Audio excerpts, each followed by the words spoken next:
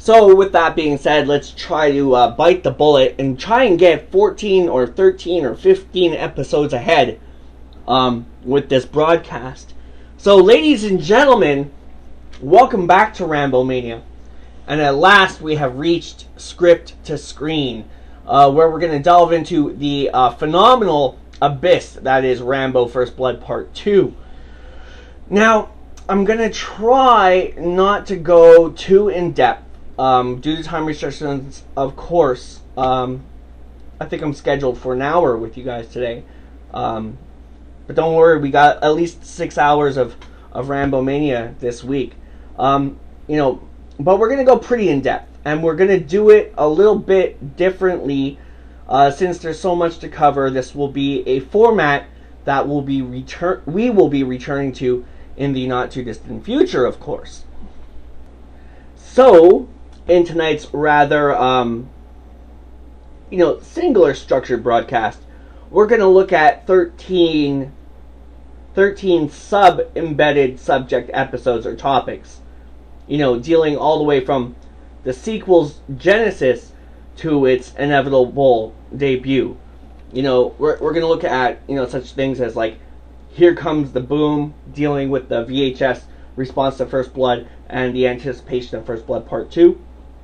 We're going to talk about the ghost direction of it all, returning for the sequel, James Cameron's writings, the Travolta connection. Also, we're going to talk about the Travolta connection. We're going to talk a bit about the buddy genre, the Jare script, casting the sequel, making history, making the film, the return of Jerry Goldsmith, Frank Stallone's submission for the soundtrack. We're also going to look into those early bird trailers, like the promotionals, almost a year before the movie came out. And of course, we're going to talk about David Morrell's return. So yeah, hold on to your hats and your seats, because it's time to wage war. Yes, it's go time, and as Apollo Creed would say, very special upcoming possible guest, Carl Weathers, to quote him from Rocky 2, "This is it, man!" So, here comes the boom. And in the wake of First Blood, Carolco's brilliant marketing campaign, foreign and domestic sales for what was to be the biggest home video of all time, who knew that just a few years later the sequel would just simply blow it right out of the water. We're talking coming up in the time within the VHS and beta boom of the 80s, which was a big time, very expensive time if you wanted a movie. It was almost $80 if you wanted a movie, or $60 or something like that. So, Rambo ain't pulling no punches. The figures just don't lie. And First Blood made over 125 million worldwide, I think, and the sequel would knock out over 300 million. That's in 80s dollars, by the way, and the figures are still counting. So in fact, Sly quoting that First Blood would have been the biggest home video release of all time is an understatement, because the sequel just kicked the shit out of it. And I don't know if Rambo 3 would top it. It would top it in other senses, but not in, I think the political side of it, everything was just at the wrong moment. But we'll get to that when we get to that. And it's not bad considering First Blood's budget was something like 14 million, and Rambo First Blood Part 2's budget was around 25 million. So now let's take a look at bringing this monster sequel to the public, and more importantly, the public's reaction to the sequel. And let me tell you, it was just like wildfire. Don't take my word for it. Look it up, man. It was crazy. Strange days indeed, because they don't call it Rambomania for nothing. Now, as far as ghost direction is concerned, considered or concerned, it was the fans who really saved Rambo from the clutches of death. The first time around, because the studios were hell-bent on making a movie where Rambo died at the end. And it's only fair in return to give the fans what they want, because in the end it was the fans who made them go back and shoot the alternate ending. The fans saved Rambo's life in more than one medium at that time, right? So, give the fans what they want. An amazing sequel, right? So, and I can only hope that they keep that promise, with the next one.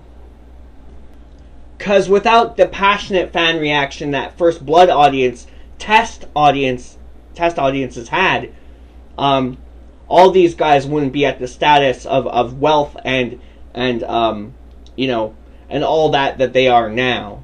If they would, it was the fans who saved Rambo from the good old Arnold acts. No sequel for you. Bam. I love Arnold. So it was very important to make sure that the sequel got off on the right legs, so to speak, I should say. So I do hope that the next one keeps that promise. If it's anything like Hunter, it will be great, And even though I'd really rather see a movie that embraces the franchise a little bit more, maybe as a whole, but they've stayed true so far, regardless of what anyone says about Rambo 3. In my opinion, it's still a movie that I cannot imagine never being, So in my opinion, for Rambo First Blood Part 2, it only makes sense to hire a ghost director, so that Sly could keep as close to the original vision of the character as possible and still deliver a harder punch film-wise. Thus enter the great George P. Cosmatos, who was actually referred by the late, great Sage Stallone after he saw the Peter Weller classic of Unknown Origin.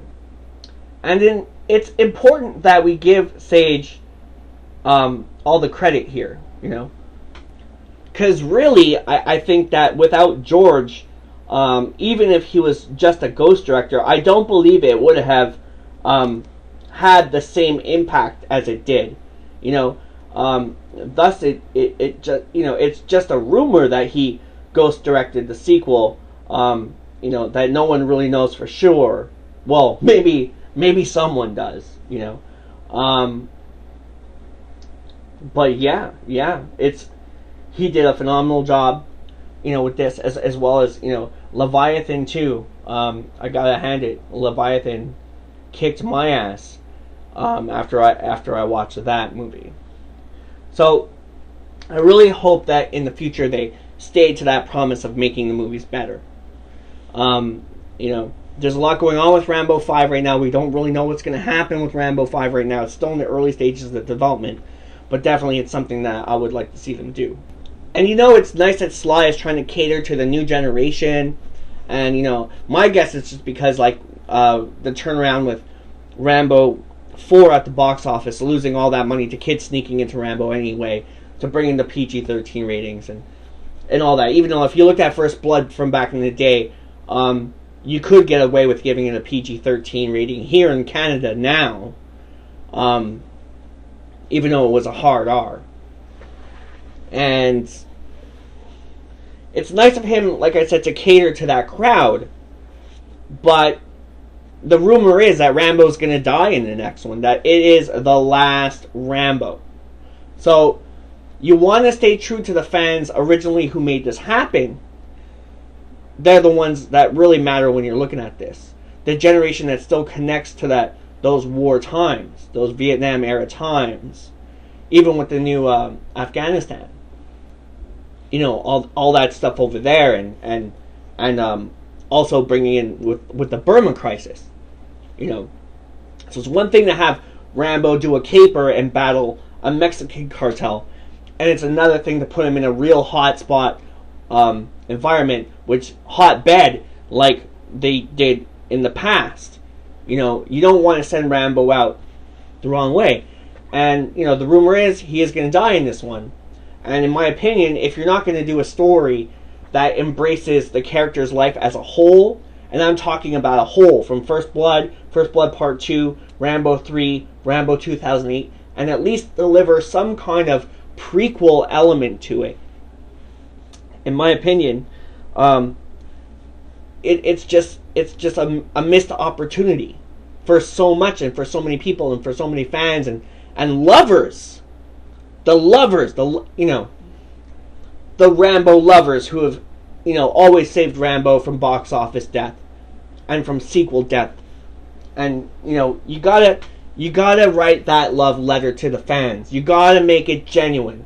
You can't cop out. You can't, you know, even if you're gonna go for a PG-13, I'll forgive it.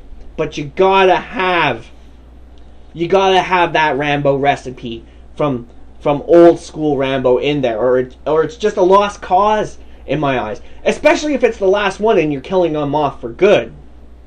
You know, if Rambo's gotta go out, he's gotta go out true. You know what I mean? If you're gonna kill Rambo off, you gotta kill him off the right way.